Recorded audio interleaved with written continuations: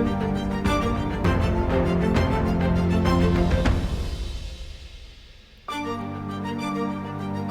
ladies and gents, welcome to the Muscle Intelligence Podcast. I'm your host, Ben Pekulski. Today, we're going to talk to Elliot Hulse, a gentleman that came to fame through YouTube, Strength Camp, and now has evolved into being sort of an outspoken leader or philosopher, if you will, as far as being extremely educated in a lot of areas. Elliot's very, very opinionated. He's got a very strong opinion. He's got a very strong voice. He's an incredible guest. We had an incredible long conversation about some really interesting topics that are a little bit off topic, but still of massive interest. So we talk about fasting and the benefits Elliot has seen in fasting. So Elliot used to be a strongman competitor and has since lost a tremendous amount of weight. He talks about his experiences with 10-day fasts, and I'm really curious about that because it seems as though every spiritual and religious body since the beginning of time has encouraged fasting for the spiritual benefits. So I dig into that a little bit. We move from there into something that obviously you know is a massive interest of mine, is parenting. So Elliot's got some very interesting opinions when it comes to parenting, as well as relationships and the dynamic between men and women, this idea behind what is the ideal relationship and what is the role of a man, the masculine role, and what is the role of a female. His beliefs are that the current society is blurring these roles, and there's some certain validity behind that, and he's definitely got a strong opinion. He's extremely well educated on the matter, and he seems to continue his pursuit of educating, validating these beliefs. I think there's definitely something to be thought about there. I don't necessarily agree or disagree. I just think it's an incredibly interesting conversation, incredibly interesting point of view. You guys know I'm always bringing on the people that are going to challenge the paradigm and challenge what we commonly believe, and this is in no way an attempt to degrade women. It's just an attempt to isolate men and say, hey guys, this is what we're supposed to be doing. Evolutionarily, this is what the species is meant to do. So hopefully you guys enjoy the conversation with Elliot Hulse. I know it was definitely very thought-provoking. It was definitely provoking in many ways. I know this is probably going to rub some people the wrong way, but that's okay. And if it encourages you to think, encourages you to challenge what you think you know, then I think it's an amazing conversation, and I'm very grateful for Elliot giving us his time. He laughs a little bit about the fact that he gets a lot of slack on the internet for ultimately polarizing men and women. But if you think about the polarities that exist in the universe, it does make a lot of sense. And if you follow it down the path of the ambiguity that exists in current relationships and how we have a massive failure rate in marriages and relationships, and it could, perhaps not causative, but correlative, have something to do with the blurring of the genders. And I think hearing this opinion is valuable and maybe just encourages us to step into our own role, whatever that happens to be in relationships. If you happen to be the leader, if you happen to be the follower, and just taking ownership for whatever that happens to be. Because in every relationship, in every tribe, there should definitively be one leader. We wouldn't live in a tribe of 30 people that had 10 leaders.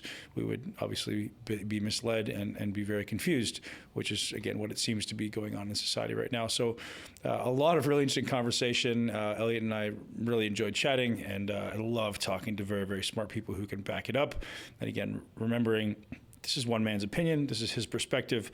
I could offer many other perspectives as to why certain aspects of relationship roles exist, particularly in the realm of voting. Elliot's got an opinion there, but you know, this is, again, his opinion, and I love this conversation, and I hope you guys too. Tell me about what you experienced when you fasted, man. I'm very curious because I haven't done a 10-day fast. That's intense. Humility. Yeah. That's the biggest takeaway, because you have to submit yourself to the pain. You just got to sit there. You don't have the energy. You can't make yourself go work. You can't make yourself go work out. And if you do, your efforts are going to be fruitless. Like, why bother? So I spent a lot of time just sitting, just looking out the window. Yeah, that sounds great. Yeah, and that's hard, sure. You know. Damn right, it is. It's probably exactly what you needed. But I realized, I took on too many responsibilities during my fast because, you know, I think I'm a beast. That's what you do. I can do it. I can do it all. But next time, I realize I have to set aside days where I have absolutely no responsibilities, nothing to do, and I can just sit. So walk me through the journey though, man. So the first 24 hours typically hard. Second day starts to get a little easier. Third day you're kind of, well, this is kind of easy. I can keep going on. At what point does it start getting hard again? It only got hard on day 11 for me because I was at freaking Disney World with my family, walking around in the hot sun, dehydrated, standing on lines. And so my plan was to go a minimum of 21 days. And then I realized I started in March 1st and my birthday is April 10th. And that was exactly 40 days. So here I am thinking I'm Jesus. And I'm like, I'm gonna do 40 days. Yeah. But that didn't work out that way because within that first 10 days, like I said, I was in Disney and I was like, all right, I can't do this any longer. So I broke, but I'll try again. I'm going to try again in July. Wow. So between 3 and 10, not a lot of struggle, like just a lot of lack of energy? I think the main reason why I broke because I was starting to become miserable with my family. Yeah. Yeah, I get it. Yeah. I snapped at my daughter and I was like, all right, I got to stop. Were you doing anything prior to the fast to actually make sure you were in a ketogenic state or like a fat burning state, or would you do all that stuff? Yeah, I had been building up since November. So I had been doing, 4-day, 5-day, and just like kind of building up. And then staying in ketosis, especially right before a long fast like that. That fasting is miserable if your insulin's up. Terrible. So spiritually, what were you meditating? How were you kind of going in that introspective every day journey? I would read from a little book called The Way of Ascetics that has little clips, little passages from the Eastern Orthodox patriarchs. And it was all about discipline. It's all about commitment, fasting, prayer, just staying focused. Every morning I would get up and I read a little bit of that. I meditate, so I'd meditate every single morning. And just be compassionate with myself. I'd have to constantly remind myself, this is an Eastern Orthodox thing also too, that they constantly remind themselves through a tiny little prayer called the Jesus Prayer all day long. It says, it goes, Jesus Christ, Son of God, have mercy on me, a sinner. And it started to resonate with me because I began to realize just how much of a sinner I was, because I'd get grumpy, or I'd start feeling woe is me, or I'd have these conversations, temptations, and every time they came, rather than using my will, because when you're fasted, the will, at least my will, was just drained. So I couldn't rely on my own will. So I'd have to ask for God's help. Like, have mercy on me, have mercy on me. And that was very, very helpful. Just a little mantra. Another one that I started using was not by my will, but by thine. So it's not my will. I'm a very willful person. Yeah. So I think that I can do it. And I just began and I use this one a lot, even to this day, so that I don't burn myself out. But not by my will. I have an intention, I have a dream, I have an ambition, but not by my will. I like that a lot. Very helpful. How did that affect your family? So obviously eating is a very social engagement. Mm-hmm. What were you guys, did you still have dinners and sit down with the family, or what was your role there? There were times where I would sit with them, but I wasn't eating. And I wouldn't say that it affected us very much, except for how much was being spent on groceries. Because I eat the most in the house. I got 3 daughters, Yeah. My son is only 8. So the biggest impact on my family was, wow, we're spending like $1,000 less a month on food. Yeah. I'm very curious what you experienced spiritually. So obviously you're doing the meditation, but it almost, my vision of what a 10 plus day fast would be is like this almost spiritual cleansing, to where you're just spending so much time introspective. So most of us eat, and I call this coping mechanisms, right? Yeah. Everyone in society we have stress, whatever you label as stress, anxiety, and we do things to cope, or we do things to mask, right? So I'm stressed, I eat. I'm stressed, I drink. I'm stressed, I do drugs. I'm stressed, I have sex. I'm stressed, I put the music on, whatever, I watch TV. But you didn't have the most typical one that most people do to drown out that fear, that anxiety, that pain that exists. So I'd love to hear about the struggles. I'd love to hear about the path. Mm-hmm. Tell me about that. Well, like I said, it manifests itself mostly in just my character. I became very quiet. I think as far as my family is concerned, that's probably where it was most effective, because I'm pretty vocal in my home. And all of a sudden, Dad's not speaking too much. And things that would typically trigger me, I would just sit and I would be with it and I would watch. I became much more allowing, rather than tangling, getting involved with everything. And it's interesting because by allowing, I started to notice how things just unfold without my contribution or my getting involved. So I would literally just sit there almost like they wouldn't even know I'm there, but like, the girls would start arguing or something. And I think just my presence without even saying anything sort of shifted the environment where they would look at me and they would just stop and walk away. It's like, well, we're not triggering dad. You ever study like red pill philosophy and the rational male, they call it shit tests. That women put men through shit tests. Totally. And daughters put dads through shit tests. Yeah. How much are you willing to put up with? Yeah. Can I push your buttons? Yep. Yeah. And I started to recognize that it was during the fasting since I started fasting, I recognized like my daughters are shit testing me. And so when I became more withdrawn and turned in, their shit tests had little effect. I noticed that they were shit tests. I didn't know they were shit tests before, but then I recognized that they were shit testing me and they had little effect and they just began to dissolve, go away. So you're obviously a very consciously aware, present guy, mindful guy. Do you feel like that was escalated or is it relatively the same as it is on a day-to-day basis? Oh, absolutely. 100%. Yeah. I'm mindful because I'm not mindful. I'm hyperactive. I'm egocentric. All those things are innate in me. And so I began down the road of meditation and humility. I mean, in a lot of ways, God humbled me through my injuries because I'm an arrogant bastard. Mm-hmm. The best way to get to me is just chop them up. So I tore my Achilles tendon, tore both biceps, had a hernia. I have so many injuries just these past few years that really humbled me. But the fasting was a choice to become humbled. And so my ego just dissolves. Even more than, I found that it was more beneficial to my centeredness than even meditation. For sure, because it's almost 24 hours of meditation. Instant meditation. Yeah. Almost like, with Wim Hof, you get in that water, you have no choice but to breathe. If you have a hard time teaching somebody how to deep breathe, right. Well, that all goes away when you put them in the water. Right. Yeah. Well, you have a hard time getting someone to be grounded and to be centered and to be mindful, take away the food. And the food, because it's our most common repetitive form of consumption, it's like the underlying pattern of consumption. We don't stop and we're completely unconscious of it. Yeah. Mm-hmm.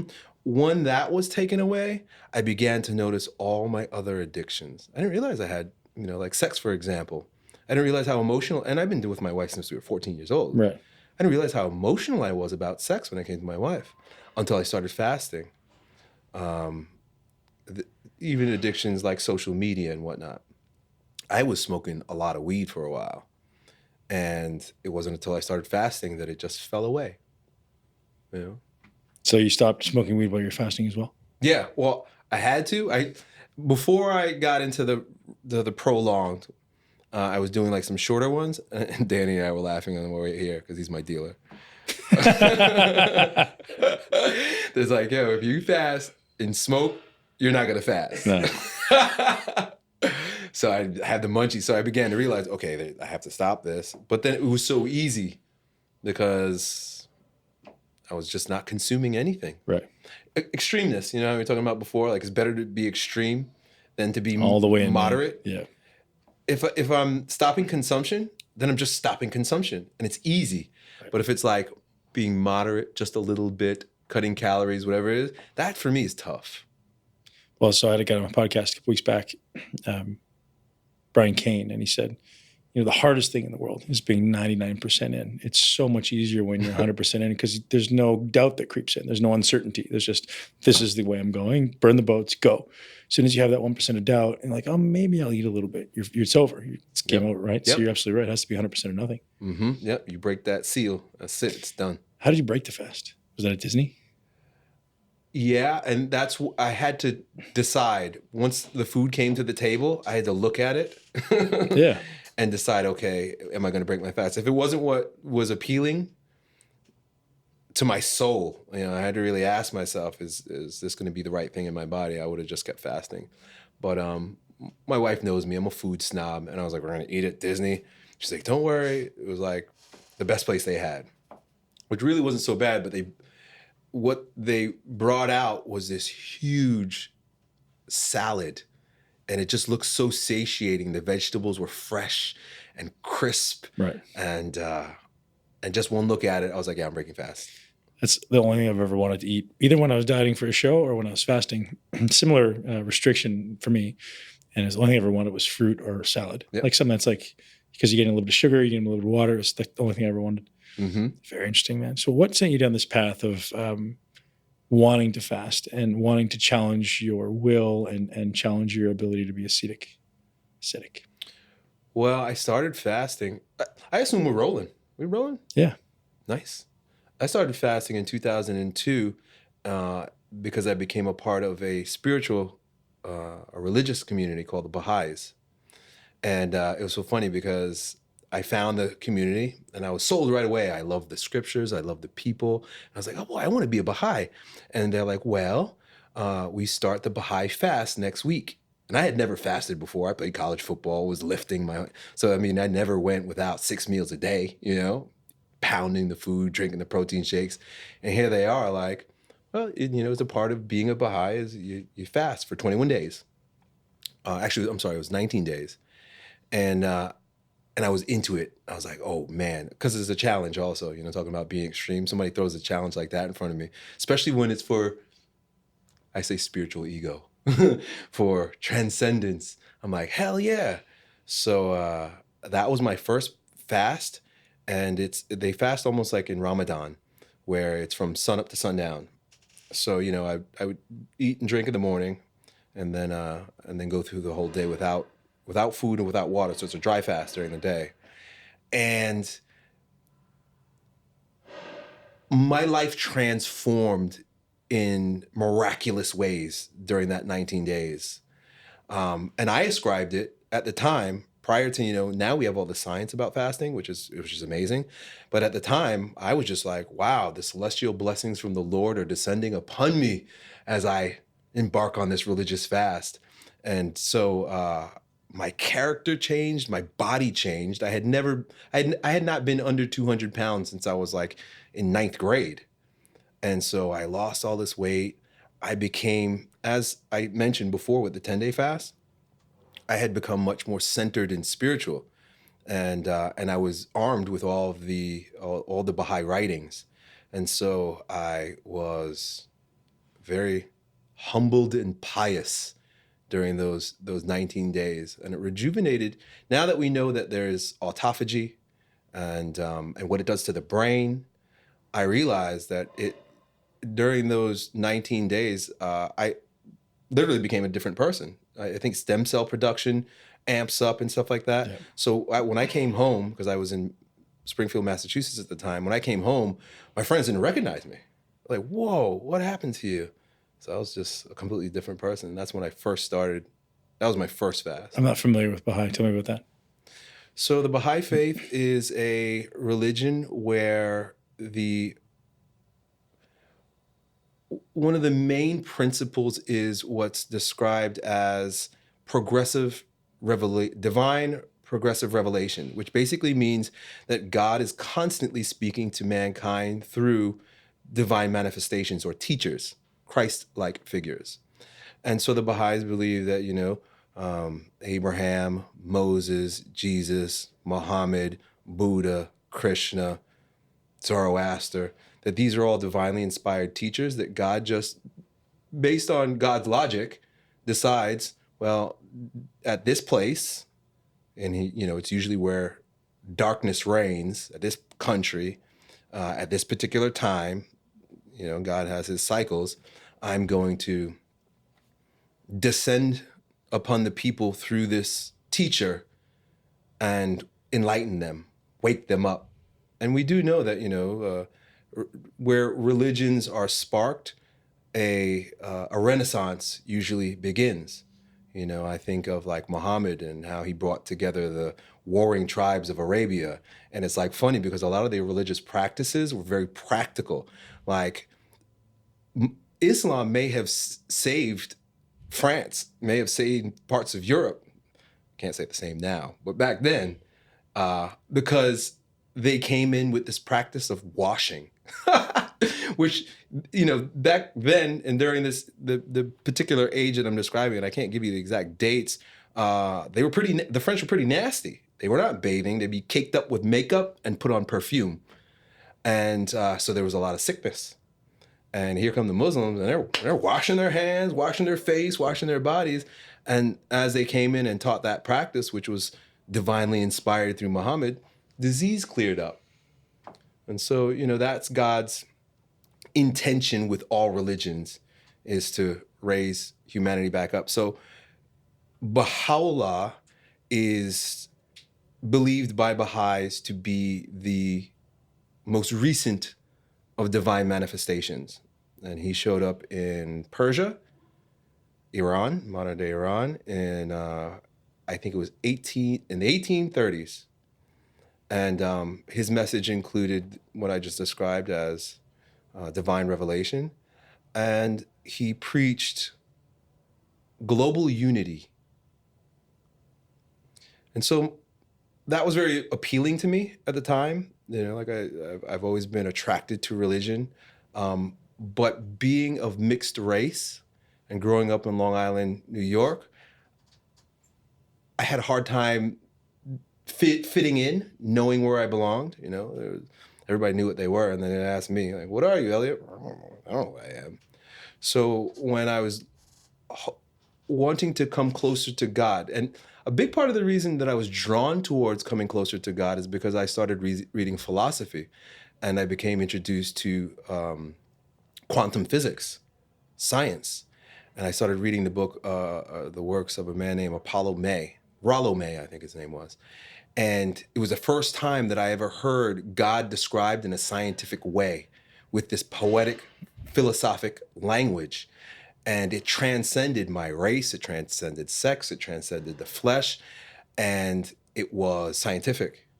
And so I knew that there would be some form of I was looking for liberation, I guess. Some form of liberation and acceptance through religion, and I couldn't find it because all of the churches were segregated, and that bothered me at the time. And when I found the Baha'i faith, I was instantly attracted to it because when I went to their first meeting, it was all different races of people, different languages of people. And I was like, okay, I think I'll fit in here with this misfit bunch. Very interesting. You still follow that faith? No. No. I love the writings. I love the founders of the faith. I'm not a fan of the institutions. I think that there's an agenda to create a global economy by turning us all into consumers. And I think that's a big part of what globalism is trying to do. You know, break down all of our borders and turn us into one homogenized mass of easily controllable, easily to manipulate consumers. And I just have this, and this is just me, I'm just throwing it out there. I have this sense that that the Baha'i faith has been hijacked by Zionists and globalists. And it would make sense because it's a religious philosophy that would lend to that. It would lend to its people being accepting of all that. But I don't think the agenda is right. And so that's where I'm at with it right now anyway. I'd love to go down the path of talking about commercialism and this constant perpetuation of consumption, as you say, right? It's like, you know, this, and again, I live in North America, so I notice it most here. But, you know, having spent a lot of time abroad, it seems to be perpetuated globally, as you're saying. This idea of the incessant desire to always keep up with the latest, and you always have to have the best, this egocentric drive to accumulate trinkets. How do you integrate that into your understanding of that reality into your life? Like, how do you live when you know that, and how do you avoid it? It's funny, I think, because just my nature, and I think this may be the nature of most men, but we get manipulated out of this, is to be very minimalist. I remember, like, as a kid, I didn't want new sneakers all the time. Like, I liked my old sneakers, and even though, like, all the other kids were getting new sneakers all the time, I would wear the same ones over and over again. Even if, like, you look at my style now, like, I wear the same thing every single day, no matter what. And so we were talking before about it being extreme. I even like extreme simplicity. Like, that's why I was really interested in the carnivore diet. Like, if I could just nail everything down to just like these small parameters, I can go really, really hard because there's less distraction. So the more stuff, the more trinkets, the more technology. I think as technology has exploded, my psychosis has increased. I think I'm getting crazier as technology has increased because there's too much information, and we're constantly being bombarded with, it used to be that you'd be bombarded with messages from the television, you turn it on, or, billboards, it'd be out there. But now we carry it around in our pocket. We're constantly looking at it. We're constantly being stimulated. And so one of the ways that I would fast from that is I bought a dumb phone. A dumb phone is the opposite of a smartphone. 1998 Nokia or what? Old school? Yeah. The flip phone. Yeah. Yeah. Would they still connect and have good reception or not really? Yeah, it's good, but it's only good for talking. And if you want to text, you got to triple tap everything. I love that. So I did that. It's funny because I make jokes all the time. Yeah. So it feels better for me to be minimalist, but I can't say that I don't live a minimalist lifestyle because I have a family and I wanted to do everything for my family that you're supposed to do. Like I said, we went to Disney World. Isn't that an interesting statement though, right? I know you're aware of that. You hear the words coming out of your mouth. Yep. It's funny because we never had a lot of money. Like growing up, we had enough. I had a good family. My wife comes from, they had more poverty than we did. They didn't have very much. My wife never expected a lot of me. It wasn't like she wanted, I had to keep up the lifestyle with her. She didn't even get braces until I could help her pay for them. So she didn't need much. And I was okay living a Spartan lifestyle. I think it was just yesterday I put up a video on Instagram where I said that it's your woman, you got to be stronger than your woman's fears. And you can't, not live the type of life that is right because she's afraid for safety and security. And my wife has been great. She supports everything I did. If we were still hand to mouth, I mean, there was a time when I relied on food stamps. I literally did. And she would still be cool with me. But, and I created this trap, not her. When I started making money and I would buy things for her, it made me feel so good. Right. Like, I wouldn't buy a lot of these things for myself, like jewelry, but like when I was able to afford, I remember I bought her this really expensive watch with diamonds on it. And the sense of pride that I had, like, look what I can give you. And it was funny because like she received it. I mean, her face would turn red and she was, oh my God, like when she started receiving these things. And it didn't take long for that in me, everything goes up, comes down, that sense of pride. Like children, I wanted to spoil them because there was a long time where we couldn't do anything. And I mean, there were times where we were even going to turn off the electricity. But when I could, I was like, I'm going to spoil them. And there came a point where I had a hangover from it. And I remember one day, I kind of went into a depression. I was like getting anxious. I was like, oh my God, they're going to start taking it for granted. And I'm going to have to always, I remember having this conversation with my wife. I'm like, I know you guys are getting used to me being able to buy all this stuff for you. And we're living a really nice lifestyle. But what if I can't do this anymore? Right. And would you still? So I started to have this sense of guilt.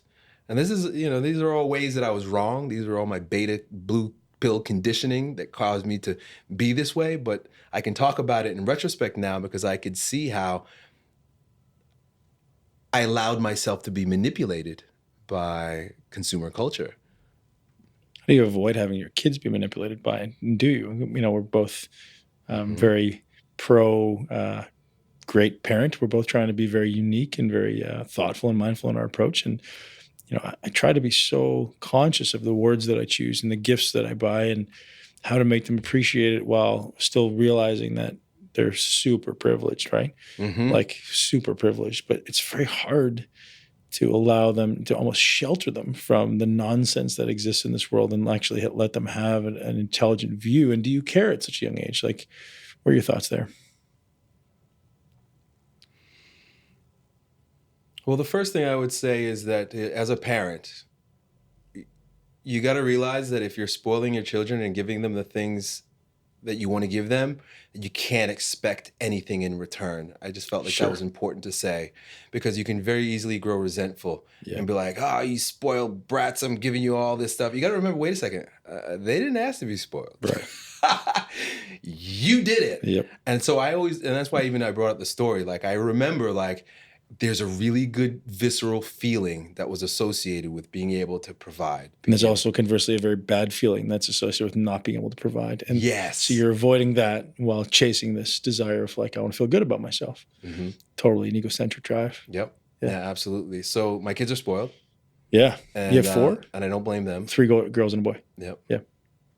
Yeah. And I don't blame them. It's a good question, and I don't know if I'm doing the best job as far as like keeping them humble. They go to private school, they eat the best food possible. What I don't do is buy them a lot of stuff. Right. But it's interesting because I don't think that's something to brag about because stuff isn't the issue any longer. It's technology. Once a kid has an iPad, it's over. What else does he need? He doesn't want toys. He doesn't want anything else. Yeah. So really, we spend less on gadgets and stuff as a result, but at the same time, they have an endless stream of entertainment and ideas. And do you curate it? What they can watch? We had for a while. How old's your youngest? 8. 8. Yeah, we had. And the oldest is? 14. She's the age that I was when I met my wife. Wow. And so I am conservative in various, in a lot of aspects as well. And it's just funny because she's at the age that I started having sex with my wife. And here I am, based on my experience and being a dad, I tell my children, and I truly and truly believe this. This is my advice to all young men, even that that follow me and ask me questions. That promiscuity is not a good idea. It doesn't help. We've been fed a lot of BS in this utopian idea that it's YOLO and you can do whatever you want and go out there and screw as many people as you want. It messes with your head long term. Pornography, like another thing. And again, I grew up with no guidance in this stuff, right? So you kind of go off and do your thing, and then you realize, like, man, that just did nothing good for your life. Like at the time, it seems like a good idea, and I know a lot of guys like whatever, man, but it's just not a good idea for your brain, for your relationships. It's destroying relationships, as is social media, I believe. The idea that the grass is always greener. It's so easy to go look in this, on Instagram or whatever the hell, the Tinder, with those dating apps. It's so easy to go look, and it makes it so challenging to have a successful relationship. So everyone I talk to now is having struggles in the relationship. Everyone. I'm like, God, that just can't be a human thing. It has to be a cultural thing. It has to be just because of what we're being exposed to. Yeah, I agree. Leads us down the path of masculinity. I know that's one of your favorite things to talk about. I love your conversations around that. Tell me what that means. So to you, what does it mean to be a man?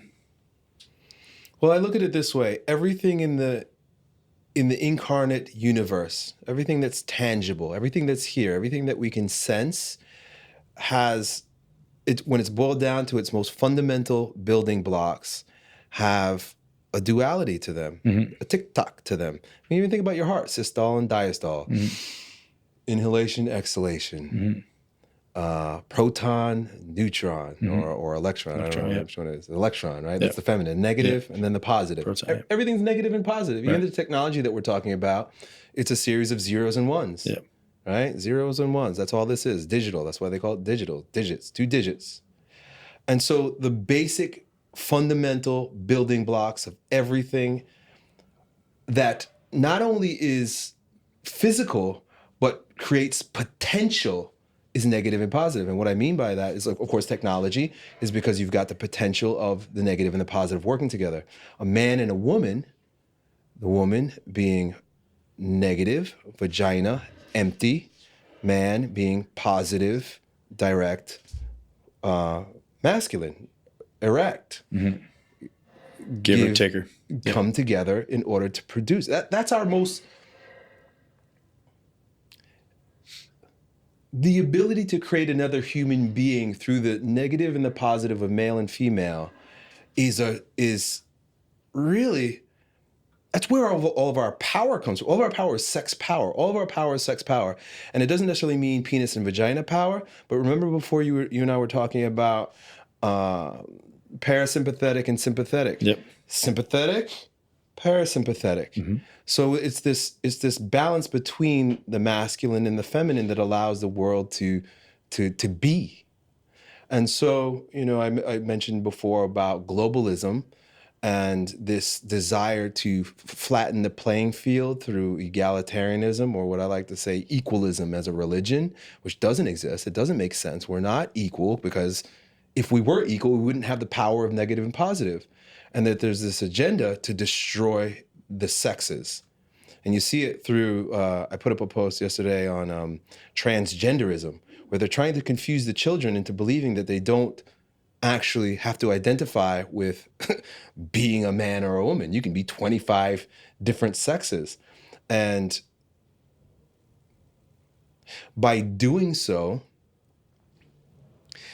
by turning men into women, you make them much more easily manipulated. Yeah. Because men are by our nature aggressive. We're direct.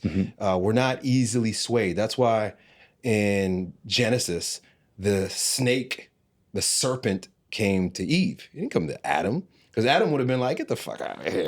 Get that snake! Get out of here! What are you talking about? You're going to tell me not to obey my father? Not listen to what I'm supposed to be doing?" Men require hierarchy. Men require discipline. They require a focus. They require a path. That's just our nature. But when you take that away, and then you make women, you prop up women to behave and act more like men against their nature, you create this flip-flop that we're dealing with right now, where everyone's confused because women's needs are not being met because men are acting like women, and men are frustrated and confused because they're trying to be a good guy and man up and do the right thing, but they're completely emasculated and not standing in their own strength. So we're suffering big time as a result. Families are destroyed. I think something like close to 50% of children are being born to single mothers. Something stupid like that, especially in the African American community. Something ridiculous like that. 50%, they don't have the negative and the positive. They just got the negative. They only got mommy. They don't have daddy. Families, the divorces, the divorce rate is up there like 50, 60% also. And it has a lot to do with the confusion of who is the leader in the family and what our roles are. Women don't want to be women anymore because they've been fed this crock that it's better to go out there and fight in the corporate world and to go and be a warrior in the world. But meanwhile, the children are suffering. There's no one home to train the children. There's no good example of a masculine role model in the family. The list goes on and on. Define that. What does that mean? So, you and I being men, what does it mean to be a masculine man? Boundary setter. I think that's the first and foremost step to getting clear about our role in the family. And that is what is acceptable and what's not acceptable. Right now, what's being portrayed as acceptable by the media is anti-nature, anti-God, anti-logic, anti-rationale. There's so much that's not helpful that's being shoved down our children's throats through school, through the media, through the music. It's degenerate. What we've propped up as enlightened is complete degeneracy. It's the literal social and physical breakdown of society. And it's being fed to us as something progressive, something evolved. And if men don't start being logical again and going back to nature, going back to our Father, and this is why I think religion is really important for men. Like I said, men work best in hierarchies.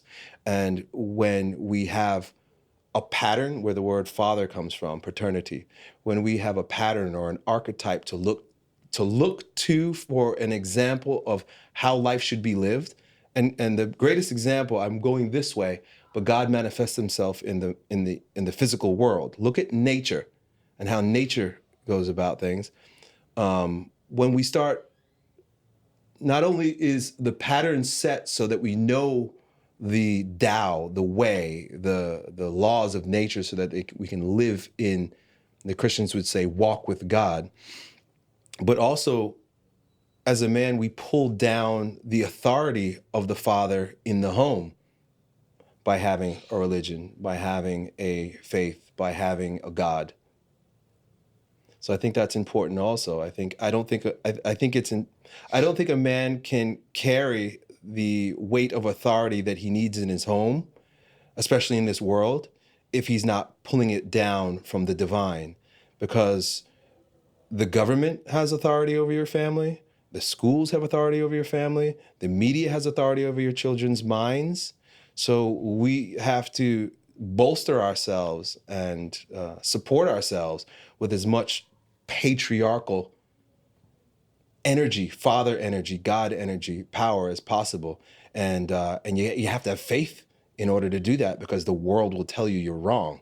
A lot of people are attacking me. They get upset when I talk about these things, because they in a lot of ways, a man also needs to be tested, and in my resolve. So, there I'm with that. Two things to pull out of that. So you said men are boundary setters. How does the dynamic look between a man and a woman in an ideal scenario? So boundary setters within a family, that makes a lot of sense to me. How about the dynamic between a man and a woman? What's the interaction look like? What does the roles look like? So in Iron John, Robert Bly talks about the garden, and within the garden is where things grow. And in all mythology and storytelling, there's even a really beautiful one in the Baha'i writings.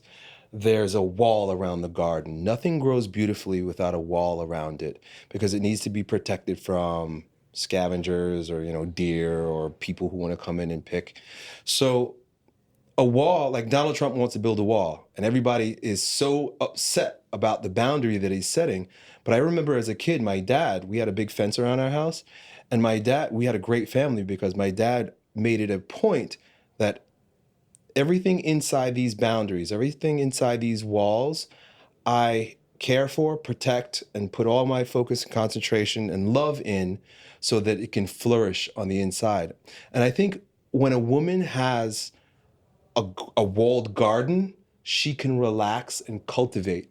She will be a better provider. She'll be a better caretaker. She'll be a better mother when there's the safety of the wall. My wife loves when I lay down the law. She loves when I come in and set a boundary. She is more apt to be softer and to want to nourish. And, my wife's a tough lady also too. She's very tough. But at the same time, she needs my strength on the outside, on the periphery as a man, to hold things out or to hold things in, so that she can do her work in a relaxed way. Big part of the reason why it's tough for women to be women is because they can't relax, because their men have no boundaries. Their men it's like a lesbian relationship. It's like two women. And, women don't trust each other. So she can't trust him. Very interesting. How does one integrate that into modern day living? So women often go to work. Women often, maybe the man's not making enough money. Mm-hmm. Maybe they're having just integrating into common expectations of society, right? Like it's very abnormal, maybe not so much in all circles, but it's very abnormal for a woman to stay home and take care of the kids and be a mother. And what if they don't have motherly instincts? Like there's so many possible scenarios where, that becomes a struggle. And what if she does? Yeah. So how do we begin to kind of suss that out? Good luck. And this is the struggle that most of the young men that I speak with deal with. I have a very traditional upbringing. Yeah. And my wife fell right in with that. And we've got a very traditional way of being with one another. We started dating very early and got married. Who does that? But I don't think it's going to be that easy for most young men who are dealing with women who are putting up booty pics on Instagram. Right. A lot of them are super promiscuous, I don't know how I would feel marrying a woman that had sex with like 50 plus guys, right. Which a lot of these, they're out there partying. I had a talk with Rollo Tomasi yesterday from the Rational Male book series. And he spoke about how because the woman is an absorber. Women takes in, men throw out. Right. So there's scientific research.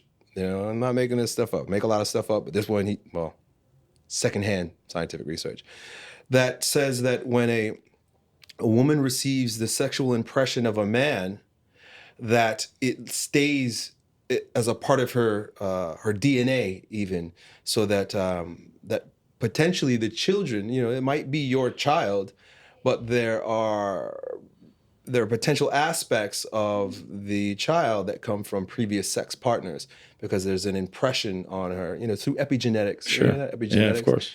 That there's an impression left on her through the man. And the more she was open to that man, like really, just because she's screwed 50 guys doesn't mean all of them really had an impact on her. The more impressed she was by him, the more that her character, the epigenetics is changed. So here you go, like, you want to marry this woman who's been with, 50, 100 guys, and they're all living, many of them are still living inside her.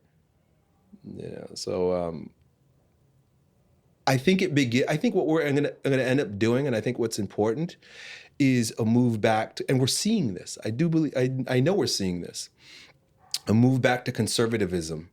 And they say that Generation Z is a very conservative generation, more so than Generation X. You and I are like Gen X and stuff like that.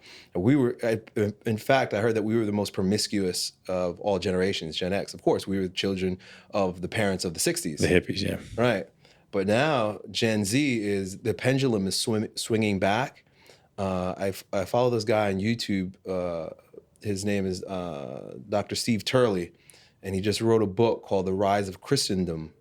And religion is making a huge comeback. If you just look in Europe, and you look throughout the world, even Bolsonaro in Brazil, all these they call him the Trump of the tropics. All these Donald Trump type conservative Christian boundary setting, wall building, alpha male leaders are now gaining all kinds of popularity through Europe, South America. In Canada, they had this pansy Trudeau. I mean, he's as far left as you can go, and that other dude in France. Apparently, I just follow these news stories. Apparently, there's a huge rise in the right wing in Canada, and that it's not going to be long before he's out and they get their own Donald Trump. Right. So I think Donald Trump in many ways was like the harbinger of a new generation of conservatism that we are hungry for, and is definitely coming back. it's very easy to rationalize that, right? With like, everything's becoming fear-based. People are confused as ever, and they're looking for something solid to be grounded in. And you bring in yeah, it's exactly right. And even though we're resistant to it because our generation, or maybe the generations that follow us, have never had that, they're going to be resistant to it. They need it. And I talk about that all the time. I talk about hierarchy in society. I really believe that law, like the litigious society that North America is, has ruined the culture. Like, if I can't walk up to someone who did something stupid and punch them in the mouth, I think there's something wrong with that. Like, I shouldn't have to fight him with a gun or stab him with a knife. Like, you walk up and you do something stupid. As a man, I think it should be part of our genetic code to punch somebody in the mouth, so that there's a hierarchy and you learn to shut your mouth. Like, these kids are just, they run around like it's the Wild West. They can do whatever they want, whatever they want. There's no recourse because, hey man, you touch me, I'll sue you. That creates just complete chaos from what I can see, right? And I said about my kids, I'm like, if you do something stupid and somebody punches you in the mouth, I won't sue them. I'll encourage them. And I'll say, thank you. And that sounds very crude, but the reality is like, hey man, you need to learn that there's repercussions for your actions. And I think our society we live in now is there's no reward. If you win, you can't say I'm a winner. There's no repercussions for negative actions. Everyone's just blended into this pot, and it goes along very much with what you're saying of the blending of the genders. It's very interesting, man. And I've never thought about it at the deep level. You've obviously studied this, but I definitely agree on many levels, and obviously there may be more that we need to discuss, but like, it's absolutely going to be a challenge for the next generation to come through and find a successful relationship where the woman isn't massively skewed by her pain and her masculinization necessary that probably came from having a dad that wasn't setting boundaries, that didn't actually step up to be a dad. And I'm so concerned about that for my kids, and I'm very aware of that with the raising of my daughters. Like, I've seen it, and you say the shit test. It's a beautiful way to look at it. It's like my daughter does it all the time, and I just stand there, and with a blank look on my face, just a strong look, and I just stand and I wait. And when eventually you realize, like, she just comes around. She's pissed off for a minute, and then she comes around, and she's right back to being like where she's supposed to be. She's not lashing out. She's testing you, and then it's back to normal, man. And I think, gosh, it's such a beautiful conversation that needs to be had here. But so one thing I'm kind of wanting to question with what you're saying is, I'd like to get a little more clarity on what your studies have revealed, or what your belief reveals, is the solution to this gender blending. Like, short of saying, hey guys, unfortunately you're kind of screwed, good luck. For guys out there, guys and women who want to actually improve their relationship, they see they're having a struggle, and transparently, so I am, absolutely I am. And I think it's based on a lot of things you say, like people coming into these relationships with not clearly defined expectations and not clearly defined roles. And it's this ambiguous attempt to blend your past and my past and your beliefs and my beliefs. And it just doesn't work because there's so much ambiguity in a relationship. I'd love to hear, or at least have a discussion with you about what you feel it looks like for a woman to exist in society as a feminine entity and a man to exist as a masculine entity, and how you blend those two things, knowing that the past already exists, that this epigenetic reality already exists. Is there some attempt that can be made in your experience as potentially having people figure this shit out? Yeah. Well, the very first thing is men have to start. It's up to us. We can complain as much as we want about women, but they are our followers. Yeah. That's just the way it is. We're dominant. Men are dominant. And if we don't lead, they'll go astray. So it's absolutely imperative that men begin. And I think that this movement of MGTOW, you know what MGTOW is? I don't. Oh, well, I'm about to enlighten you to something that's pretty cool. I think it's cool. There's a lot of hang-ups about it. It stands for men going their own way. And these are men who are basically saying, no, I'm not going to give over my sexual power to women. I'm not going to bow down and kowtow and live the feminized lifestyle because I want sex. So they basically swear off women completely. And this, in fact, Stefan Molyneux did a podcast on the fall of Rome. And one of the signs of the fall of the Roman Empire was that men figured out that they were being manipulated. And the best way to manipulate men is through the vagina. Sure. And so they started going off. they decided, no, we're not going to marry any longer. No, we're not going to have sex any longer. No, we're not going to be manipulated in order to be consumers so that we can be with women. And so there's a movement that's happening in America and worldwide right now. And if you go on YouTube and you look up MGTOW, men going their own way, there are a ton of really smart, a lot of them are angry kids, but a lot of really smart, philosophically minded men, some of them older men who are teaching younger men why it is best to hold themselves back, preserve their sexual energy, and use it, transmutate it into creativity. Don't get involved with women. The only reason why women have their power is because men gave them that power. They might forget that, but they didn't get to vote because women fought for it. They didn't get the birth control pill and easy abortion and no-fault divorce because women fought for it.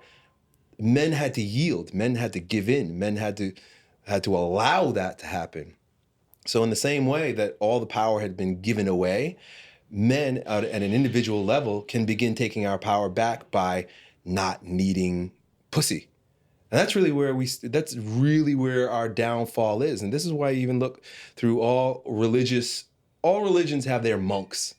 And there's a reason why, and a lot of MGTOWs call themselves monks. Actually, I was meeting with a young man recently, and he called himself a monk. He's like, yeah, I'm a monk. And I thought that was brilliant. And there's a big reason why there's always this monk class or this class of men that don't get involved with the material world. The word material comes from, the root of matter, which is where we get maternity also, the mother. And our overemphasis on feminization and which has a lot to do with our inappropriate attachment that isn't broken. There's supposed to be an appropriate detachment, breaking away from the mother for all young men. That doesn't happen in our culture any longer, causes us trapped in the Maya, in the material world. And that's why we are like a rite of passage consumers. Yes. In every culture, regardless if you become a monk or not, you have to put women in their right place. And putting women in their right place is not saying you get in your right place. It's about your paradigm and how you see women as a man. And most men need women. They're very needy, emotionally needy and physically needy, because they're wanting to fill this void where mommy either couldn't or mommy had to move away and couldn't satiate that sensuality that, we're grown men walking around still trying to appease as addicted lovers. What does that look like for a child or for, transcendence of mother? Have you read any spiritual or historical accounts of what it looks like to have this rite of passage exist? Because that's something I'm actually very concerned with, or at least very aware of, putting my children through something like that. Mm-hmm. There's just too much, not gender, but role ambiguity in society. Like, when do you ever become a man? How do you know when you have to stop being a boy and start taking care of yourself and start being a strong man? It doesn't exist. So I've literally, my kids being very young, started, framing, okay, what does it look like? And how do we build towards something at, 8 and 10 and 12? And we wrote that in the men's group we talked about recently or WhatsApp. How do you start building towards something that by the time they're, 17, 18 years old, they've already built a substantial degree of confidence in themselves, their ability to take care of themselves, take care of a family, to take care of, business, get shit done. And rather than, being 25 years old and still living in mom's basement because you feel incompetent or fearful that you could challenge the world, have you found any interesting, exciting methods of doing this? Well, I'll talk about the archetype of initiation. Got it. The method is dependent on the time. And one thing for sure, men will initiate themselves if elders don't do it. And this is, it could happen through sports, but it could also happen through gangs. It happens through, a myriad of unresourceful ways as well. But cross-culturally, there's two pieces of the puzzle that are always there. So when anthropologists like Mircea Eliade study the archetype of initiation in myriad of cultures and religions, he sees that there is always a movement away from the world of the mother. There has to be this physical separation from, now the world of the mother, the world of matter is the world of society. Men must separate themselves. They must be set aside. They must get away. So for example, my brother, who was very much involved in Native American spirituality, participated in a rites of passage called the Sundance. Mm-hmm. And so one of the things that they had him do, he had to go away. He went up to a reservation somewhere. That's the first. You have to physically be separated from your mother. Sure. This can't happen at home. Right. You said you can't be 25. You got to physically be separated from your mother. Our ancestors would make a big play of it. This is described in Iron John, where the men and the women conspired. They knew, all right, this young man, he's starting to feel his oats. He's starting to talk back. He's starting to get aggression. Once testosterone girl comes up, men start feeling our power, our sexual power. And the ancestors understood, okay, he's ready. Now he needs some direction. He needs to take that. In our culture, we either call it toxic, toxic masculinity. Chop it down. Listen to me. Yeah. Right. But what they understood was that they can direct this energy, that this energy can be used in a very resourceful way. So the one example that's described in the book is that the men would put on these big, scary masks. It's all about humility. Here's this little boy starting to feel his oats. He's starting to feel himself. And he's talking back to mommy. He's walking around like a big shot. He's talking to the girls. So the mothers and the fathers recognize right away, okay, it's time for him to know something. It's time for him to be initiated. So they would put on this whole, this scary act where the fathers would come into the home and strip him away from his mother. And the mother would play along with it, and the women would play along with it too. Oh, they're taking my boy. And this is all to scare him, because you have to be shocked into humility. There's a sense of humility that initiation provides. That's what it's supposed to provide, so that so you can learn how to respect the energy. And so they would take him away, and like I said with my brother, they would offer austerity. So there's always the moving away from the world of the mother, away from the tribe, away from the society, away from sensuality, comfort, your bed, safety, your baba, your safety. And it would always be an austerity and a challenge. You'd be somewhere where now you're really being humbled. And so with my brother, they took him up on a cliff somewhere, and they found a boulder, drew a circle around it. I was like, you sit there and don't move. And he sat there for 4 days, fasting in the sun, sitting on a rock. And it's really a breakdown process. You've got to break down the mama's boy in the boy. You got to break down all of his weaknesses. So you got to challenge him. And so sometimes they would tattoo him. You got to sit there for 3 days straight while they're tattooing you. And in one culture, they would knock out a couple of his teeth. Another culture, they talked about how they would all the men would cut themselves and then drip some of the blood into a thing, and the boy would drink it. So there was all these strange, they may sound like things, but they were all meant to humble the boy and to break him down so that he could participate in the second half of the equation. So the first half is movement away from the mother and break down his weakness, expose himself to his shadows, and then introduction to, or what he calls atonement with, the world of the father. And this is where the men would now start sharing the meaning and the mission and the purpose and the religion, the stories of the people that gave context for the power that he now carries. So for example, if you remember in Lion King, Simba, who was in the jungle, he was set apart, right? That was his initiation. He was set apart, but he didn't have that introduction to the world of the father. So he moved away from the world of mother. He was out there living in the jungle until the old Rafiki, the old initiator, found him, reminded him who he was, took him up to the mountain, to the cliff, and pointed to the sky. We always look to the sky, Father. And he says, you're not alone. And you have a tremendous responsibility. And, he looked up in the sky and he saw the picture of his dad.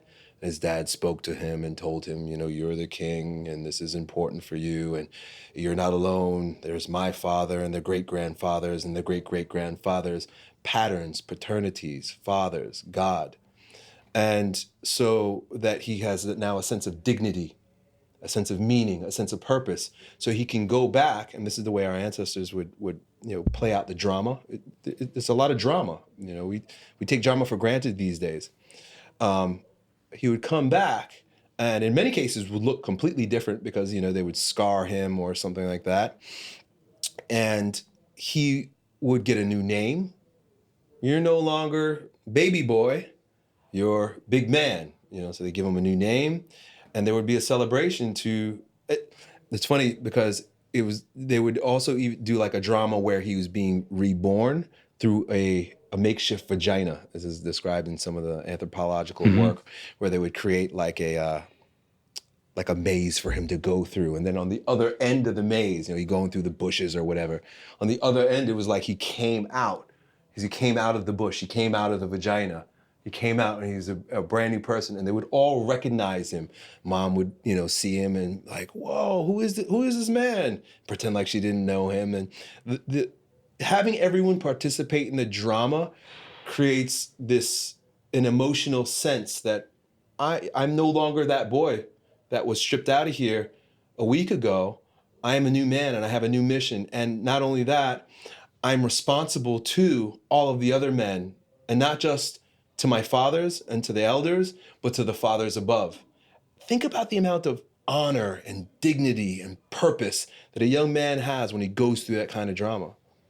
Do any cultures exist now that are doing this? Mercer Elliott calls it pseudo initiation, and we see it with like the military. Yeah. Now, what if there's a breakdown, right? So what if you have this desire, but there's no like grandfather, there's no great grandfather, at least that of that have something to be respected? Where does it go? Is it then it becomes maybe indoctrinated into some cultural, like you said, like the military or a gang or something like that. It's much easier to be indoctrinated into something like that as far as hierarchy goes than simply, hey man, my dad's kind of cool, but there's nothing bigger than that. There's nothing bigger than me. So how do we begin to introduce that into life? Well, that's my intention with Grounding Camp. In 2016, I always had Strength Camp, but I created Grounding Camp to mentor to the souls of men. And it's my contribution to what I believe is a momentum that needs to be started in order to bring back ritual initiation and creating, there are elements to initiation that are required. Sacred space, moving away. So Grounding Camp is a retreat. We got to go away. We go somewhere that's in nature. Yeah. Eldership. There has to be elders. There have to be men of wisdom, men that have been there, men who have been injured, men who been there, done that, and can offer some guidance to young men. So there's that. There's myself and a lot of older men that we bring into the program. And then there is communitas, which means everybody needs to be on board. So you need a group of people that all acknowledge, because men need to be mirrored to know themselves. Men, Jack Donovan says this in his book Way of Man, and I think it's brilliant, where he says that the only way a man can know he's a man is if other men treat him like a man, mirror his manness. And so it's really important for men to have other men that mirror their masculinity, that say, yes, you're a man. Yes, you're a part of this. Yes. And so there's communitas. But then and this is probably, those pieces are fairly practical, and we can kind of do those. But then the fourth element, which is associated with meaning, is where religion comes in. And with the secularization of the world, we've gotten rid of ritual, we've gotten rid of sacred meaning, and we've gotten rid of transcendent meaning, purpose in life. And I think it has a lot to do with this, homogenization of creating this consumer culture that they want to destroy religion. But we'll have to bring back, we'll have to acknowledge, not even bring back because God never leaves us, but we'll have to acknowledge religion. We'll have to acknowledge God, spirituality not in this, oh, I'm spiritual but not religious way, but in the masculine boundary setting, strong, patriarchal, religious way. Like the Orthodox Christians were, like the Muslims are to this day. Great perspective. Thinking my way through creating beliefs around religion and dissecting your way or sifting your way through all of the noise within religion, right? There's a lot. And it's how do you know what to follow? How do you know it is just propaganda? How do you know is ultimately just trying to manipulate you into giving money and be part of the ultimate cause, which is, the materialization, right? Interesting perspective, man. What are your current beliefs on how you teach religion to your family and yourself? Well, I've been kind of a promiscuous religious guy, meaning like I love God and my search for God and my search for meaning. It's just something that has been a part of my life for so long. And like you said, there's so much propaganda. As much as I was in love with the Baha'i faith, I was able to see through the agenda as well, and I think that every single time one of the great teachers comes, it becomes politicized. And I don't think it's ever been their desire to politicize it. They come to liberate us. And so with that, it's a tough question, but I can only go based on my own experience. I'm a never-ending seeker, and I think we have to be practical about what religion works best for us and in what culture. I don't really have a good answer to that. But I do know that this is why the Baha'i faith is propped up to be the new globalist religion, because it's not about choosing a religion. It's about being religious in whatever religion you are, but acknowledging Baha'u'llah as the newest teacher, a manifestation of the day. So I see a lot of positives that could be pulled from that, but even I have my resistance. You think there's a problem in people saying, or at its core, I guess problem is hard to define, but you think there's a problem at its core with people saying, ultimately, I'm not religious, but I'm spiritual, meaning I believe in God or I believe in a higher power, but I'm not exactly sure what it is. It's what I get when I hear that. Inherently, you think there's a problem with that at its core? Because it lacks firm boundaries. I think it's important for us to have a doctrine. I do think it's important. Like, these are the rules. This is how we do things. This is how we don't do things. Rituals. I think rituals are really, really important. I agree with that. So finding a faith that is not just, they call it New Age, it's whatever, is very ungrounded, where a really grounded faith is actually very physical. Like, for example, the Muslims get down on their knees, put their head on the ground, and pray every day, 5 times a day. That will keep any man focused and disciplined on his path.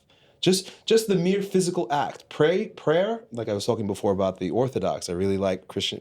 I'm really like digging Christian Orthodoxy right now.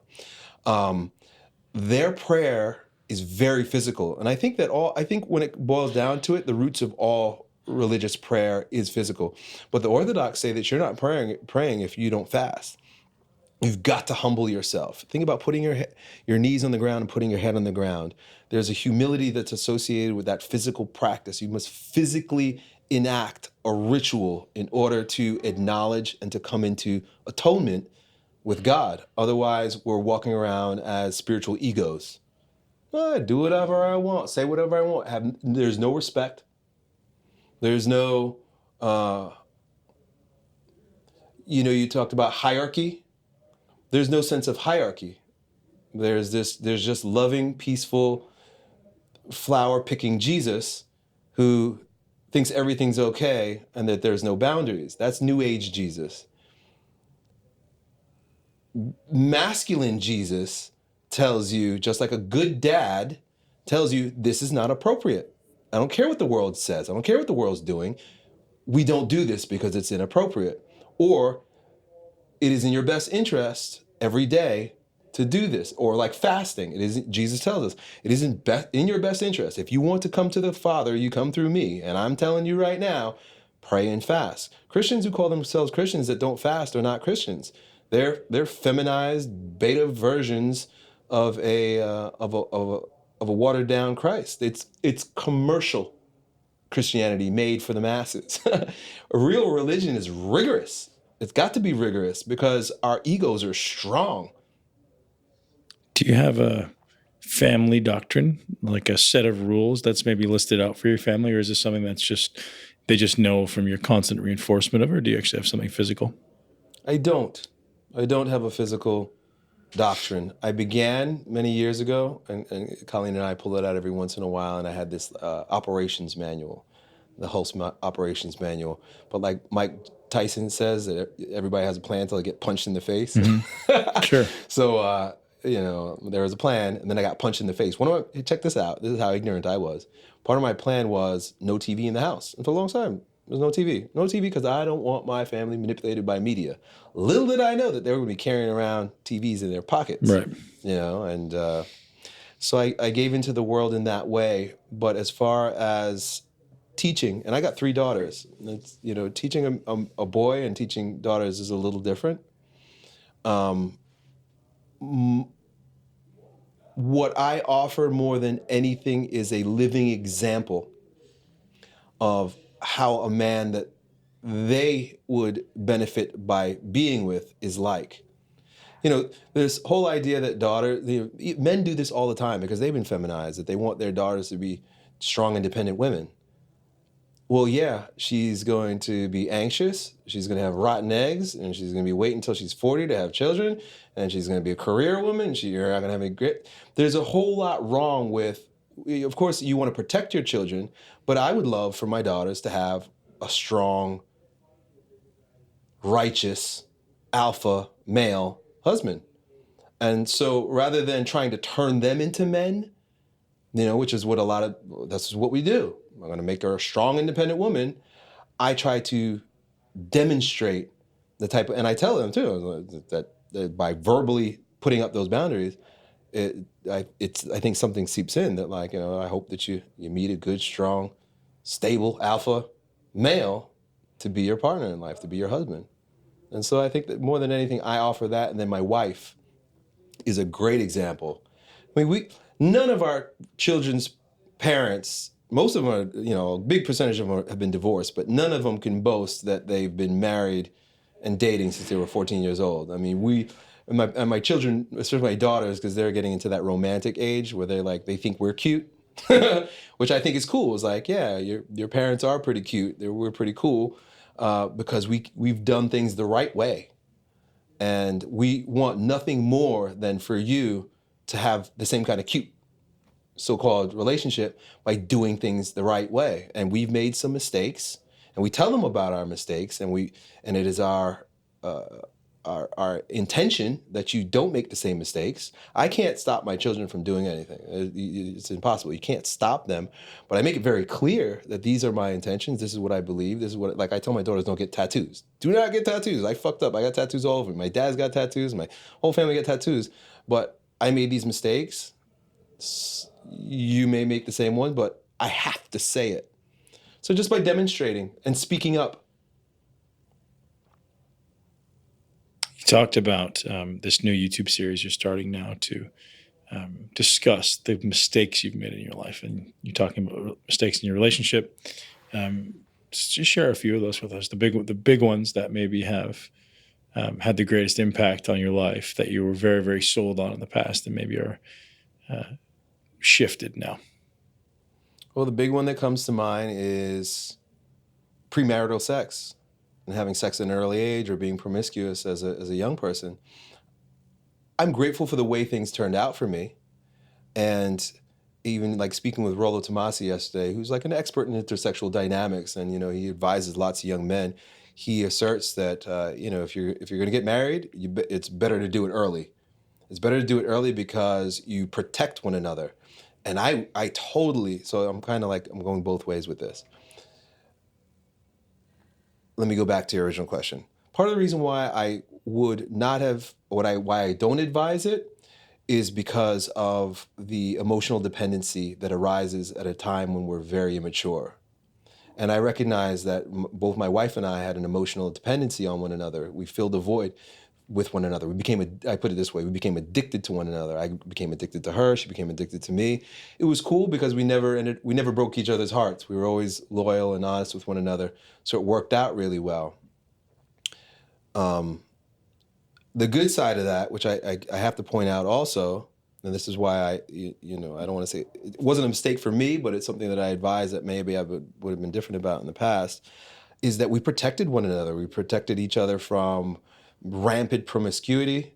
We protected each other from wasting a lot of energy doing things that are unproductive.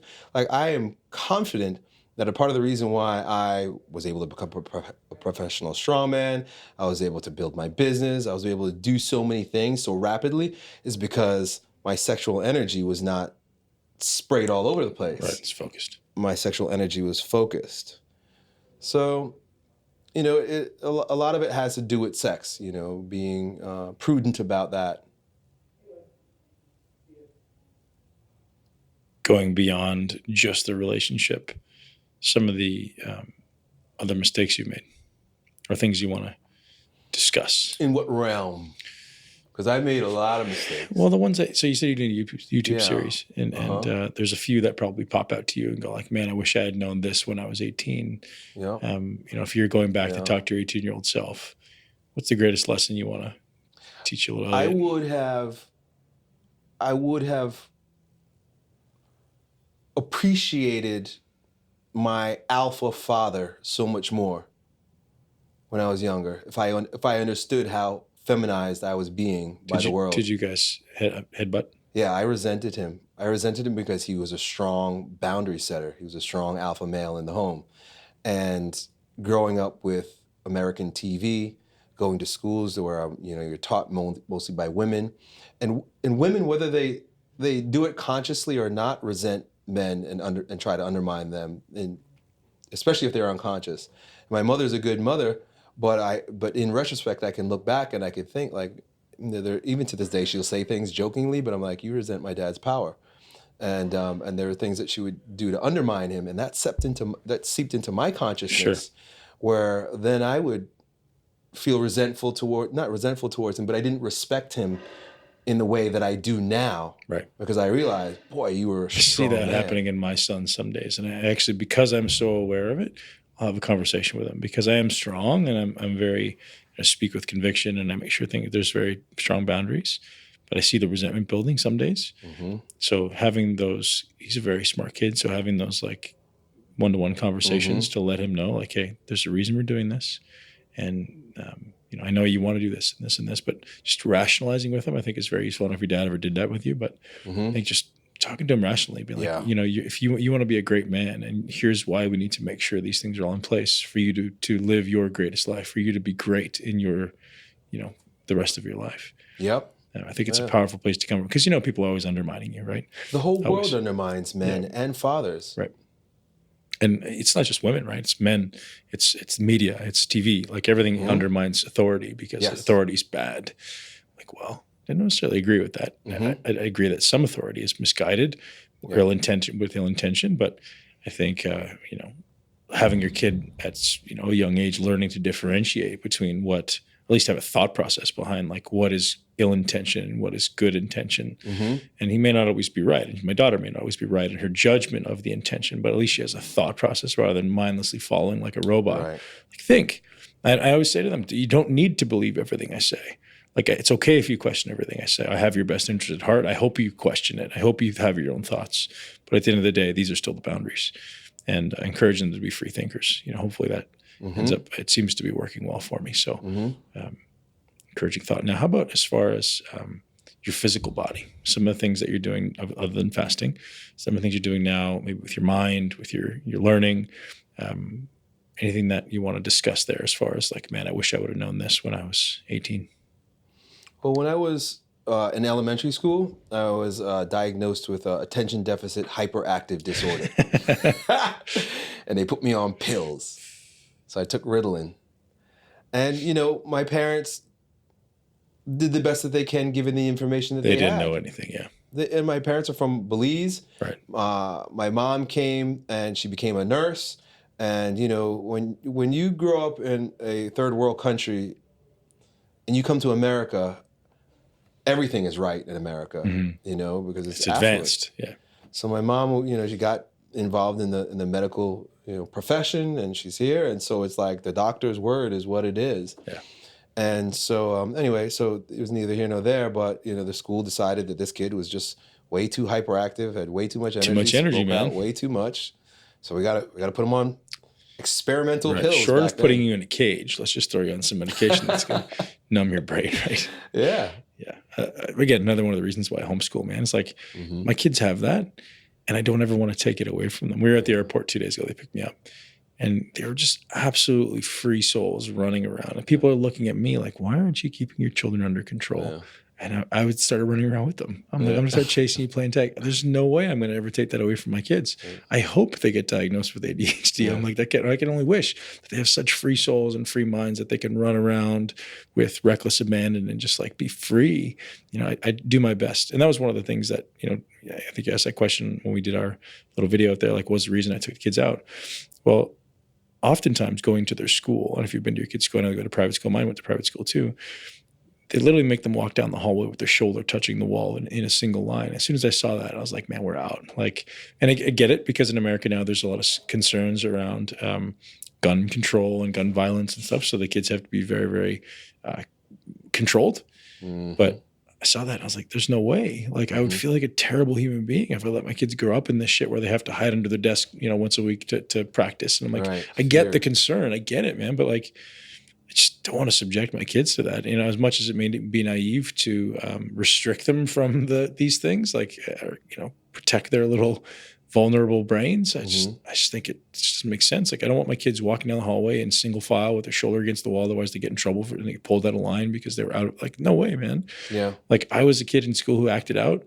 And that's my greatest blessing in life, that I didn't follow the norm, that I didn't listen, that I questioned everything everyone said. Like, I got in shit all the time for not believing what the teacher said. I said, I don't believe you. Explain this to me. You're not doing a good enough job of explaining it to me.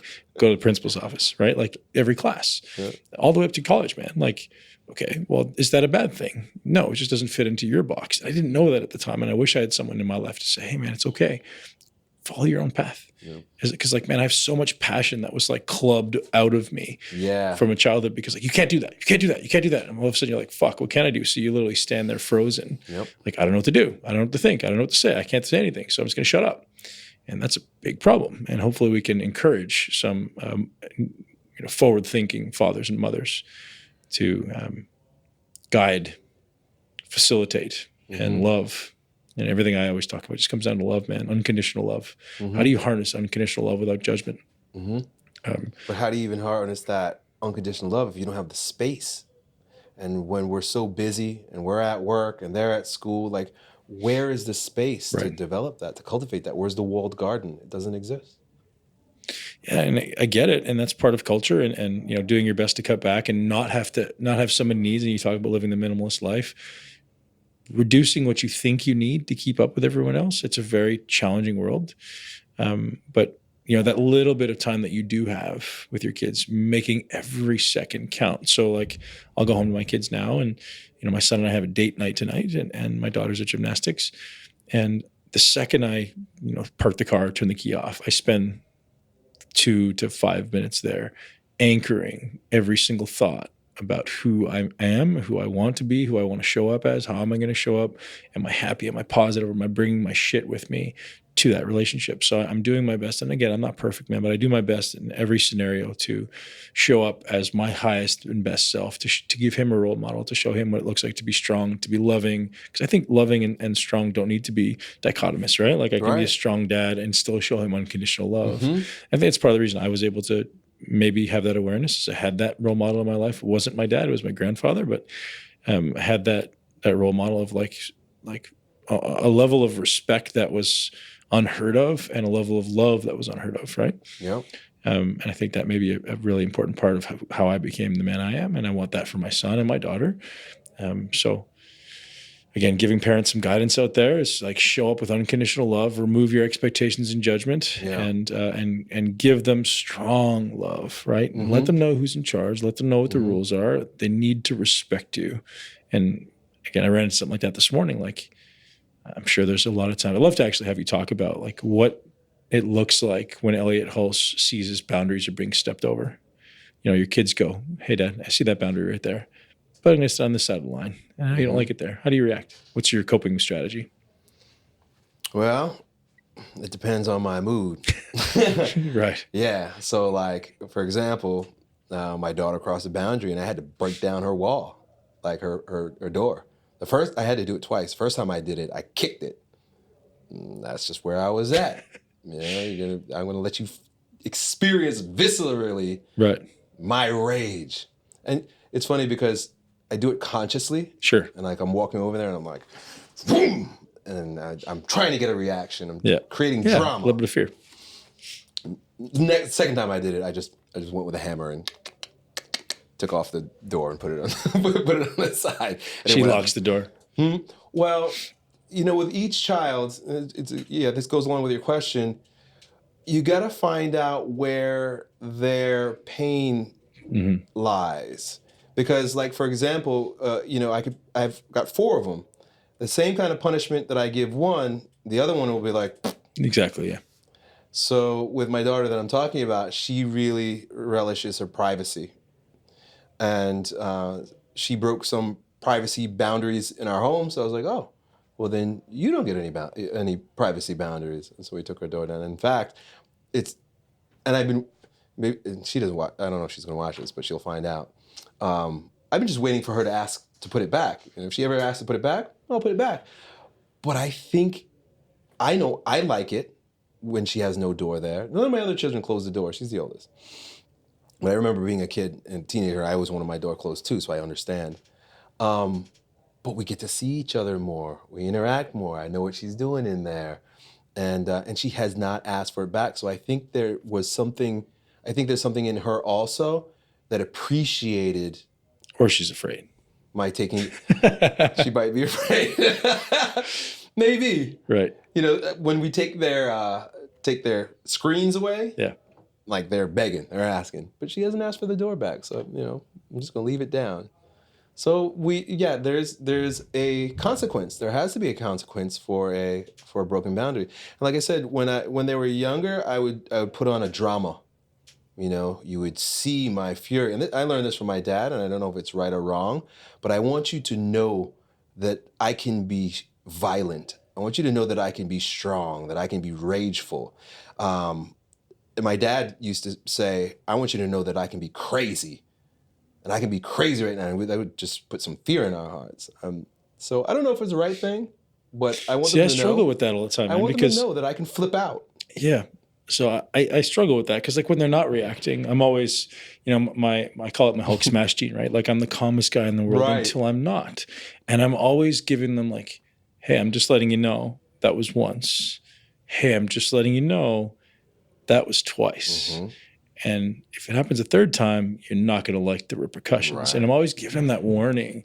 And then sometimes you just got to go there, right? Mm-hmm. And I'm always like, man, as soon as you're done, you feel guilty, or I feel guilty. I'm like, God, I wish I didn't do that. I don't ever like get aggressive or anything like that, but like laying down the law. Mm-hmm. It's a very interesting line to cross, right? Like how much, when, what is their perception? Do they now start to act that out in some way?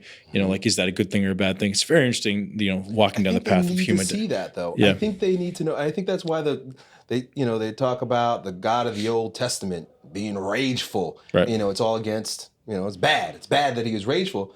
But I think that there's something important about the children knowing that the father can be rageful, can be strong. Right. And this is the way my dad put it, and he was right about it, and it's been my experience.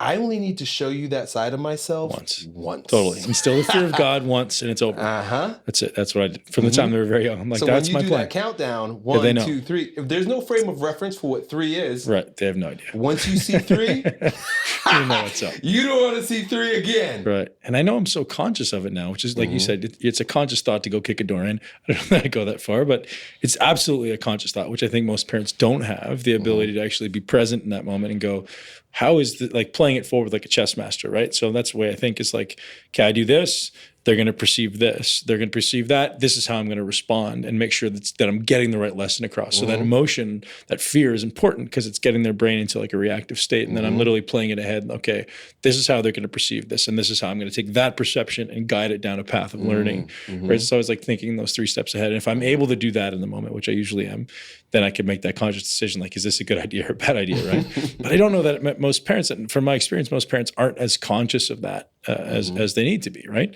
Like, it's okay. I think it is okay to let them go, hey man, you do not step over my boundaries. And I say this to my wife all the time. It's so easy when they're not teenagers. But once they're teenagers, there's going to be a rebellion. And if they don't respect you by that point, good luck winning it by that point, right? You're done. So you have to establish it young and say like, hey guys, I need you to know, 1, I'm going to keep you safe. If anyone comes to the door, I do have this in me. And 2, if you cross over boundaries, there's going to be repercussions. Yeah. So I think there's value in that. Yeah, I like the way you said that. That number 1, I'll flip out on somebody. Oh, dude, to the death, man. Yeah, they got to be able to see that. I remember one, it was a false alarm, but when we were living in our townhouse many years ago, I don't know how it happened, but a big window pane broke in our front door. And immediately I'm thinking somebody's trying to break in. And I get up and I shout and I run down the stairs and like I scared my wife and children more than the breaking of the thing because they're like, whoa, Dad just turned into an animal. But I think the level of safety and security that I don't think my wife has known me for a long time, so she's seen me get into bar fights and shit like that. But just as a father and having children, I think the level of safety and security that she sensed and the children, they receive their sense of the father through the mother. That's super important. Let me actually stop and go there. If the mother doesn't respect the father, and if the mother doesn't hold the father up, the children cannot. And I think that's a big part of how things work well in my home, is that their mother is always speaking highly of me. Right. I even remember when the kids were really young. I have this piece of artwork that my daughter made when she was very, very young, that my wife helped her make, saying, "Thank you, Daddy, for working so hard to provide for us." And to this day, like she reminds the children, "You have a good father. Isn't your father the best? I have a great husband." She's always speaking highly of me. And that allows the children to receive me better. I don't think the children, and this is, I got 3 daughters, maybe it's different, but I watch it with my friends' children also too, even with the sons. If the mother has hang-ups about the father, it's going to be hard for the children to fully accept the father. Regardless of how good of a father he is. If she's talking bad behind his back or she doesn't respect him, the kids are going to receive that because they're closer viscerally to the mother. Absolutely, man. That's a struggle for a lot of people. I know, like, regardless what the man's trying to do, if she's got her own issues going on, she's got resentment at any level, that's a big problem. He's not meeting her expectations in something, all of a sudden that takes away from his authority as a dad. Super interesting. Man, human dynamics is the study of many lifetimes, I think. I think it's not something you can study in just a few years. And I look forward to watching you continue to study and evolve and to lead, man. And to be honest, you've got a great voice. You've got a great ability to lead. And I look forward to continue to hear all those amazing conversations, man. Thank you so much. Thank you, man. I appreciate you. It's been great, brother. Thanks, man. Appreciate you, buddy. And that's a wrap, ladies and gents. Hopefully you enjoyed the conversation with Elliot Hulse. Some things to recap. Fasting. Do I advocate it? Absolutely. And maybe if only for the reason that it's difficult, that it's challenging your paradigm, and maybe it allows you to think a little bit differently. The only way we change in life is through discomfort and pain. And, sometimes we seek comfort through food. Some people seek it through alcohol. Some people seek it through drugs and sex.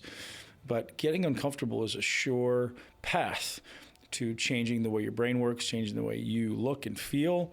It's definitely something interesting to think about. Elliot brought up some interesting conversations around parenting and masculinity. And as I said, you may or may not agree, but it's always interesting to hear smart people talk about their beliefs and their opinions and validate it in a way that, he's reading a ton of literature behind, hey, this is what these people thought, and this is what I think too. And you can pretty much validate any opinion and any thought that you believe wholeheartedly in.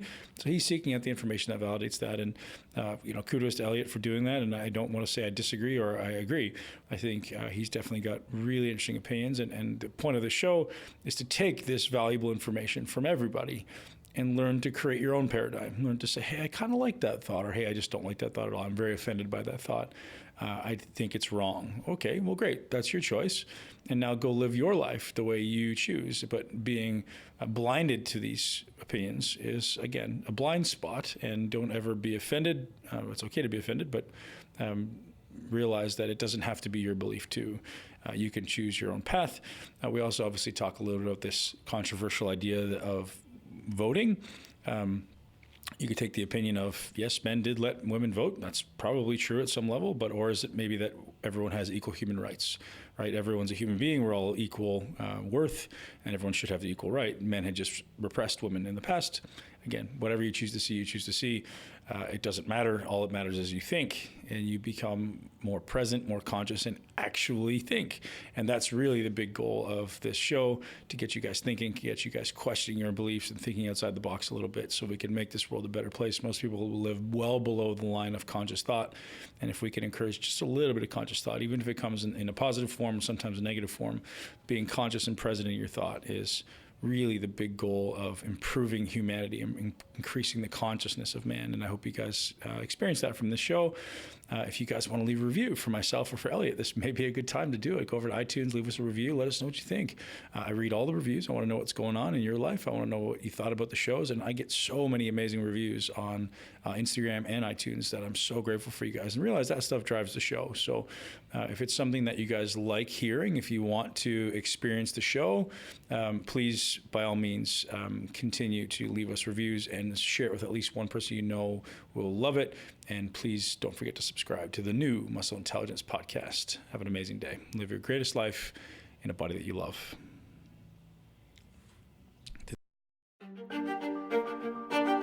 Thank you so much for tuning into Muscle Intelligence. If you enjoyed today's episode, please be sure to share it with at least one person you know. Make sure you're subscribed so you never miss an episode. This podcast is for information purposes only. The statements and views on this podcast are not medical advice. This podcast, including Ben Pekulski and the producers, disclaim responsibility for any possible adverse effects from the use of information contained herein. Opinions of guests are their own, and this podcast does not endorse or accept responsibility for statements made by guests. This podcast does not make any representations or warranties about guest qualifications or credibility. This podcast may contain paid endorsements or advertisements for products or services. Individuals on this podcast may have a direct or indirect financial interest in products or services referred to herein. If you think you have a medical problem, consult a licensed physician.